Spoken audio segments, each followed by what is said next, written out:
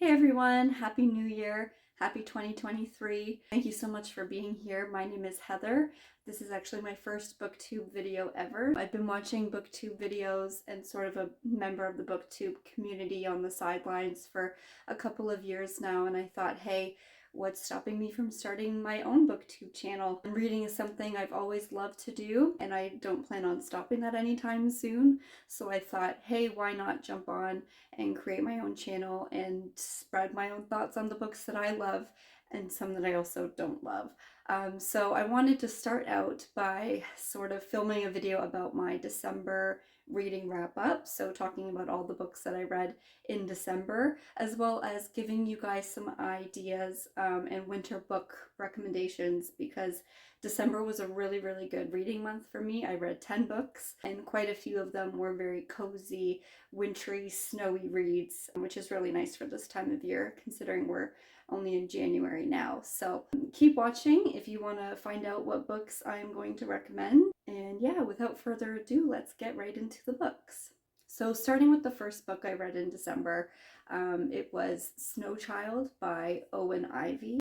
This was such a nice book to start the month on. It takes place in Alaska, so very snowy, very wintry. It follows a couple that are living alone in Alaska. They are an older couple, and they both yearn for a child that they unfortunately were never able to have themselves. So we follow this couple as they one day build a snow child, and the next day wake up to realize that the snow child has disappeared and is no longer in their front yard.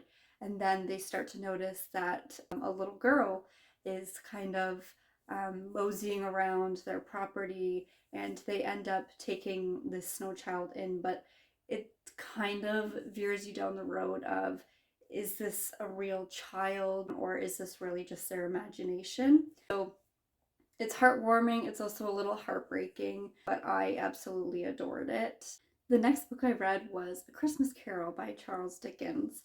I've been wanting to read this book for a couple of years now. This is my first Dickens that I've ever read. I've seen the movie a couple of times. It was my dad's favorite growing up, but I had never read the book. So I thought, you know what, this is the year that I'm going to read A Christmas Carol. I thought it was really good. It was a quick read. I think it was just about 120 pages. I'll have to check that, but it was a quick read. It was sort of a ghost story.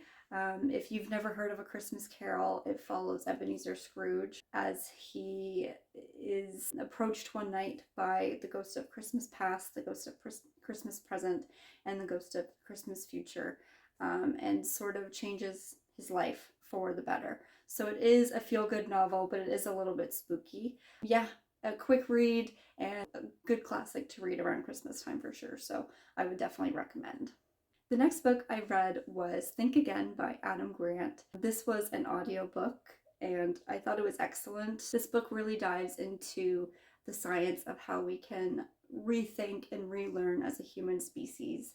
And Adam goes into detail about certain scenarios that have happened in the past where if humans had just taken the time to rethink what they were doing and come up with a better solution, it would have saved lives. And would have ended up in a more positive ending. So it was really interesting. I thought all of the examples that he used were really valuable to take away. But I am definitely interested in listening to more books by Adam Grant because I think he speaks exceptionally well. So it was really easy to read along with him. And I just think he has some very interesting ideas. So I will be checking out other books by Adam Grant for sure. The next book I read was Night Crawling by Layla Motley. This was actually her debut novel. I believe she's 17 or 18 years old, or maybe she was 17 when she wrote the novel, but wow. This one was really intense. This book follows Kiara, our main character, as she turns to sex work in order to pay her way through life. She was dealt a pretty bad hand Unfortunately, there was some family drama, and now it's just her and her brother living together. But her brother isn't really helping pay any of the bills, so she turns to her last option. This is a very dark book. It might not be for everybody, but I thought the writing was exceptional. It almost read like a poetry book, but it was just the way she wrote everything. It was a page turner for sure. It has stuck in my memory as just being a painfully beautiful read. I think it's an important book, so highly recommend checking this one out. This next one was one of my favorites of the month. It's called Once Upon a Wardrobe by Patti Callahan. She's written another book called Becoming Mrs. Lewis, and I am waiting for it to come into my library because I am so excited to get my hands on that one. But Once Upon a Wardrobe follows the character Megs as she searches for answers for her ill younger brother, and he is obsessed with the book The Lion, the Witch, and the Wardrobe, written by C.S. Lewis. And C.S. Lewis happens to be a professor at the school that Megs is attending. So she goes to him and meets with him, and they talk about certain things from his past, and she's trying to kind of match up his own experiences with what he then ended up writing in the world of Narnia. So it's a cute story. The writing was fantastic. It was a page turner for me. I read it almost in one afternoon because I couldn't put it down. It was feel good, but it was also sad, and that seems to be a trend with all of these books. They make you feel good, but they also make you feel sad at the same time, and I think that was the exact vibe I was going for. And again, it was a cozy, kind of wintry novel, so definitely highly recommend picking up Once Upon a Wardrobe. This next book was a quick read for me.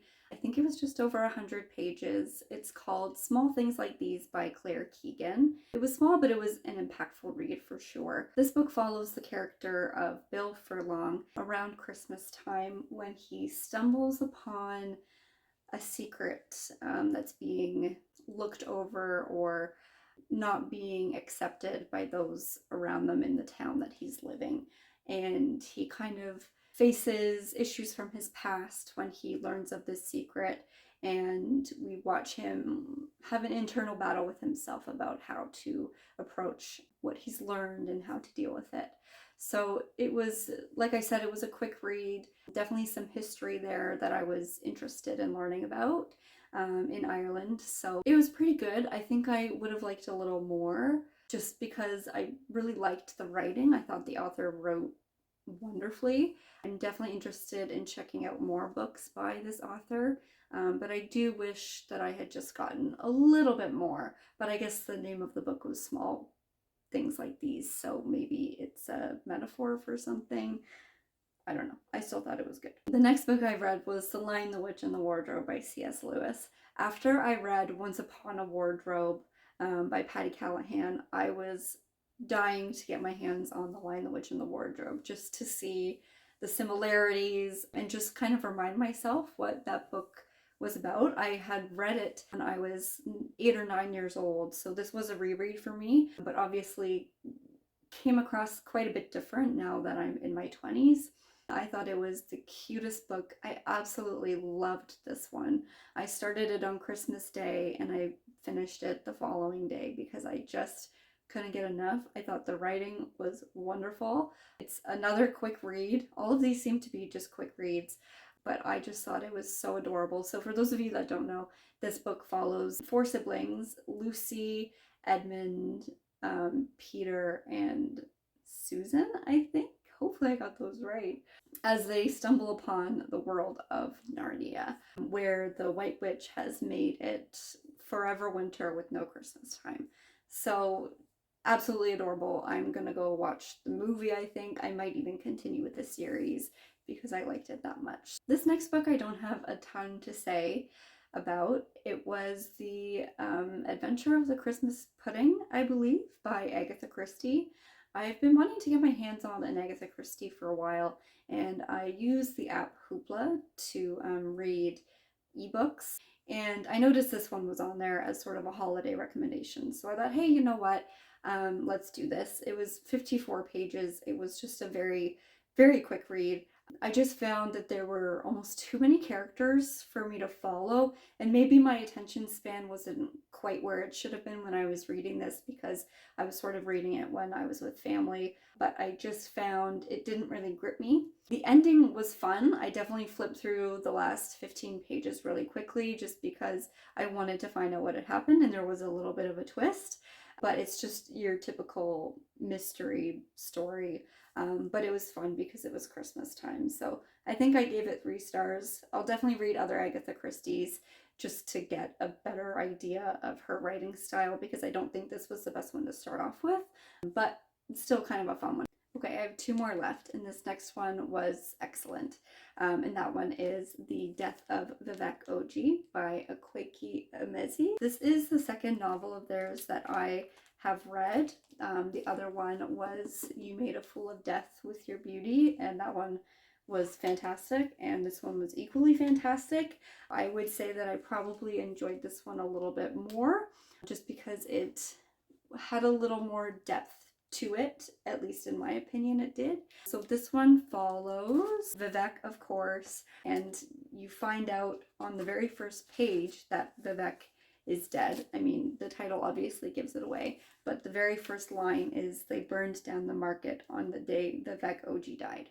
So right away you're like, okay, what's going on? I need to keep reading. But it's so much more than a murder mystery. It is heartbreaking. It is beautiful. I don't really even have words for this one. I just think you need to read it and find out for yourself. The last book I read was The Age of Innocence by Edith Wharton.